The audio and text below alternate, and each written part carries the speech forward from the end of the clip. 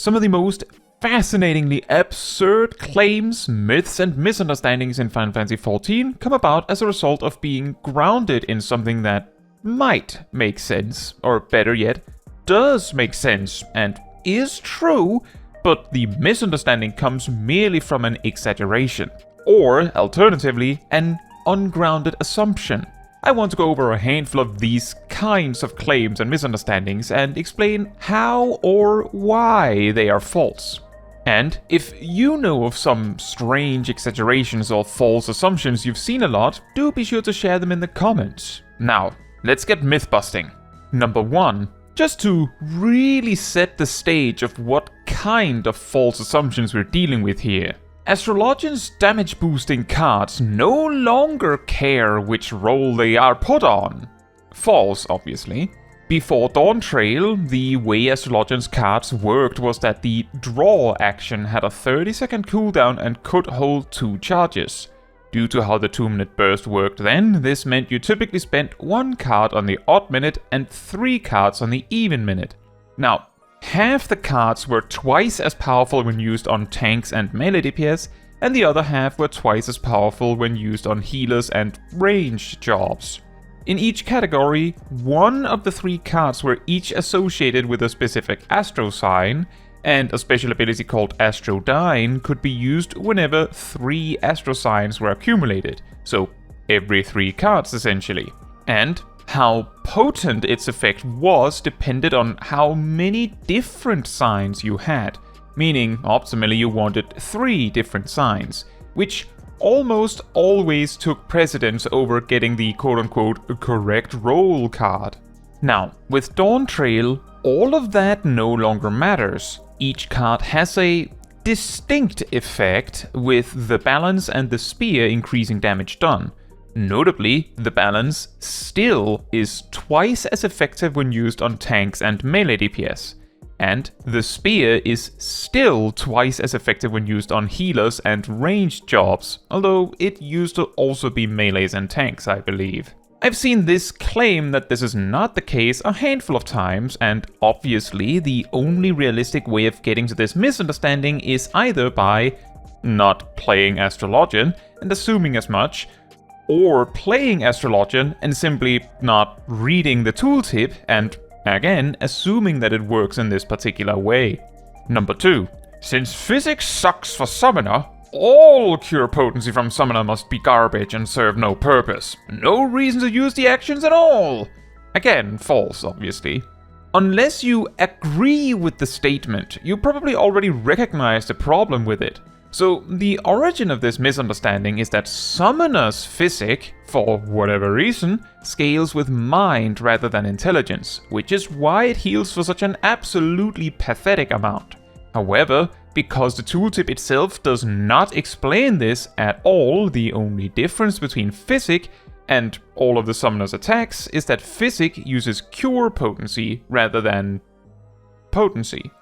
So, some players will latch onto that and simply assume that the problem is exactly that Summoner's capacity for cure potency is garbage, rather than it being a problem with physic. This assumption causes problems with appreciating the value of 3 other specific actions. The first one you will typically experience of them is Everlasting Flight, a healing over time effect provided by Phoenix. However, it is very possible that players going by the assumption that the Summoner's cure potency sucks will argue that Everlasting Flight is cast by Phoenix, and so this naturally explains why the effectiveness of Everlasting Flight is different from Physic. The second action this assumption clashes with is Rekindle, an action that you can use once per Phoenix summon, which is granted instead of Death Flare from Bahamut.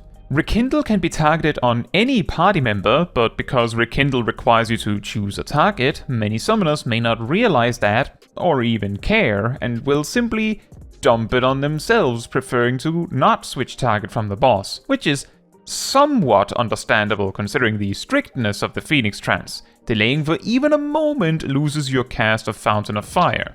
However, never actually using Rekindle on a target that truly benefits from it, and additionally being forced to use it in a rather specific time frame, can easily lead to players having no idea how powerful it is. The third action, which is actually the one that tends to cause this kind of conversation in my experience, is Lux Solaris, which is somewhat comparable to Rekindle in that you get one within a specific time frame. Similarly, Lux Solaris can feel weird because you might just not need that healing in that time frame, which can make it feel kinda bland. How much is 600 cure potency worth anyway? And then some players might simply prefer to not need to weave it, because by design the time frame where Lux Solaris is available involves a lot of weaving. So if you can simply conclude that Lux Solaris sucks, you can justify not using it in the first place, which is very convenient, right?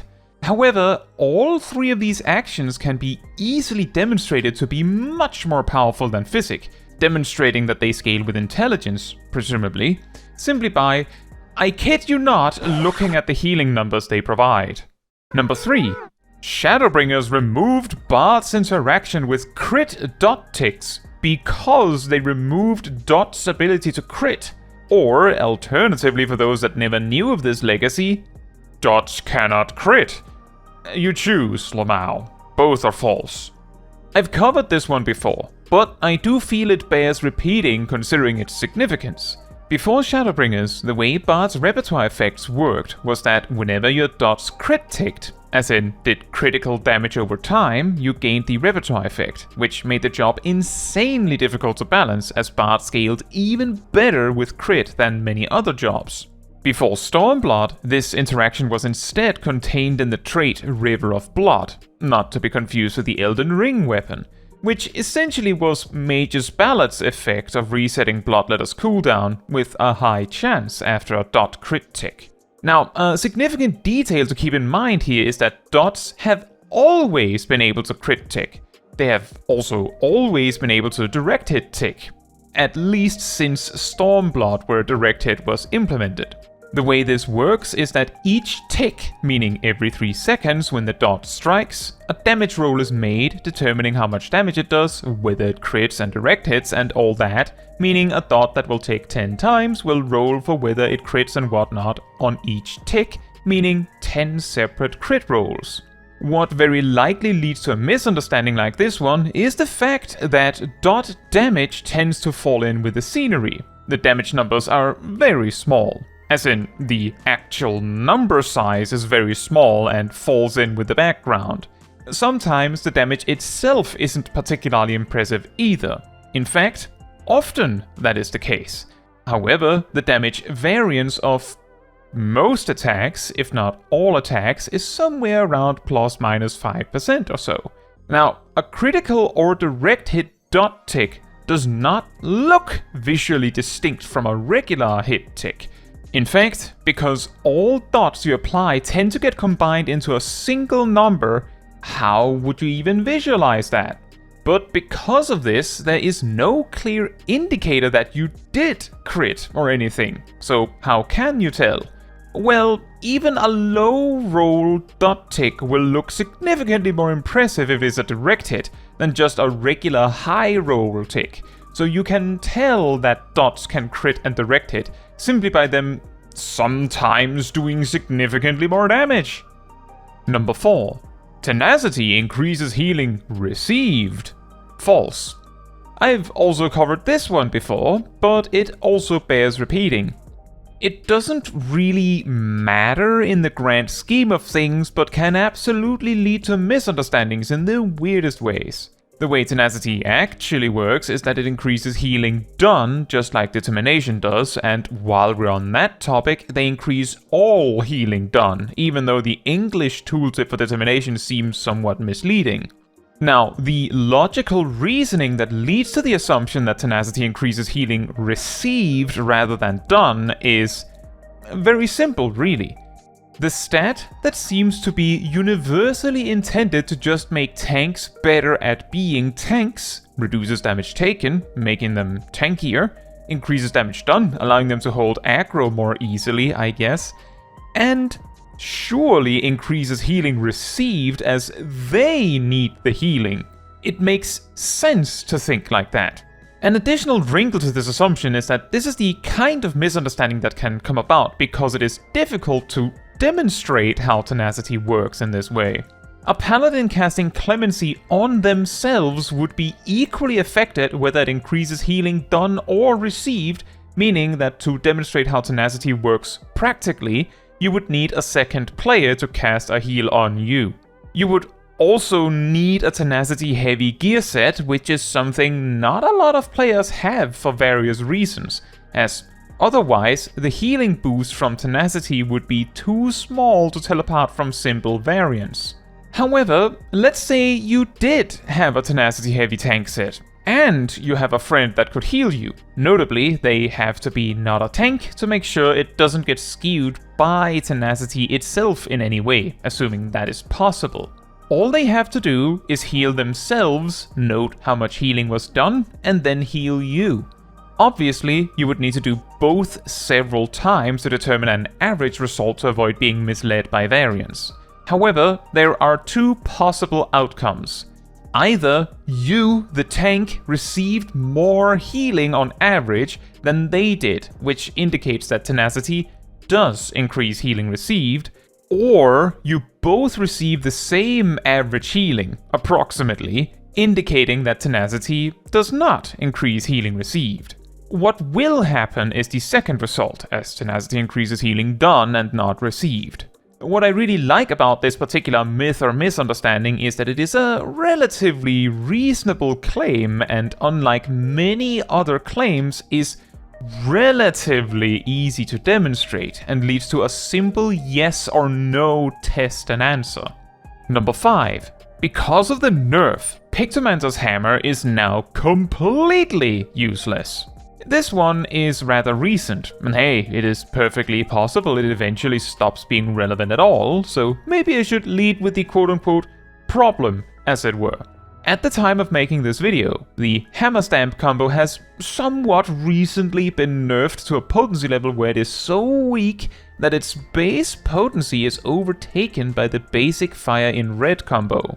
There is, obviously, a bit more to it than that, as the Hammer Stamp combo is a guaranteed critical direct hit sequence, and, despite it not stating so, in English, it does in all other languages weirdly, it gains more power from critical hit chance boosting effects, and both the direct hit stat and direct hit chance boosting effects. However, because the Fire and Red combo generates resources, the comparison is a bit more complicated. Some of you may know or have heard of the observation that Holy and White, used just for the sake of it, is technically a minuscule damage loss over simply not using it, as a result of the potential resources you could have had if you simply skip it. Hammer Stamp is in a similar situation, at least outside of bursts. The problem is that even with considering the guaranteed critical direct hits, the 4 seconds required to draw Striking Muse makes it lose to the combined forces of the Fire and Red combo, Blizzard and Cyan combo, and Comet in Black, in the same way Holy and White does. However, in a burst situation, Hammer Stamp is worth using, just like it was before. However, again, what seems to have led to this exaggeration, that the hammer is suddenly completely useless, almost certainly originates from the fact that before these changes, there already existed a pass optimization strategy which relied on the fact that if you're lucky enough, using more subtractive palette spells in the burst is superior. This is, of course, still the case, but is also still a chance roll that will be worse if you are not lucky enough. This observation then combines with the other observation that Hammer Stamp is not actually worth using, at present, in the odd minute. Granted, the power difference between doing so anyway is not so great as to say that you cannot do it, but if you want to make the most damage, you probably don't want to outside of specific situations. The Hammer Stamp combo is always good when the drawing is free. The Hammer Stamp combo is always good if it is competing with a regular Fire and Red combo sequence that will not turn into a subtractive palette, such as when a fight is ending. The Hammer Stamp combo can even be used for some strange optimizations related to paint thinner Pictomancer, skipping Thunder and Magenta at certain points, but that's very specific. However, the big problem for Hammer Stamp is that it is like a mobility option, mainly outside of bursts, that is pretty far down on the priority list.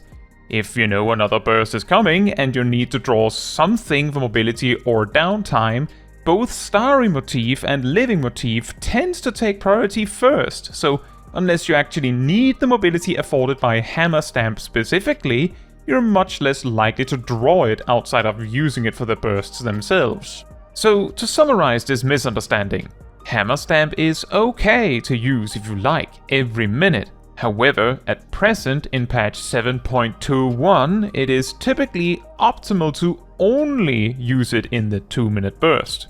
But if you can get more of them for free, as in not needing to spend the time painting them like in a dungeon context, go for it. But just remember that when you hear about some balance change in the game, that sometimes people take it and run so far with it that things become a lot more misleading than they need to be. Again, if you've heard some wild exaggerations, claims or misunderstandings that are simply wrong, do let me know about them in the comments. Now, that is all for this video. Thank you so much for watching. If you'd like to support me and my channel more directly, you can become a member like these wonderful people here. You can also alternatively support me through Ko-Fi, link in the description. You can also support the channel by letting the YouTube algorithm know by liking the video, leaving a comment, subscribing, sharing, and hitting the bell to get notified when next I post a video. Fun fact, at the very start of Dawntrail, Pictomancers could manually remove the buff that determined where they were in their 1-3 combos, and also the buff that put them in subtractive palette. This led to a very strange kind of optimization that was a small damage gain. Some called it Paint Thinner Pictomancer, some called it non-standard.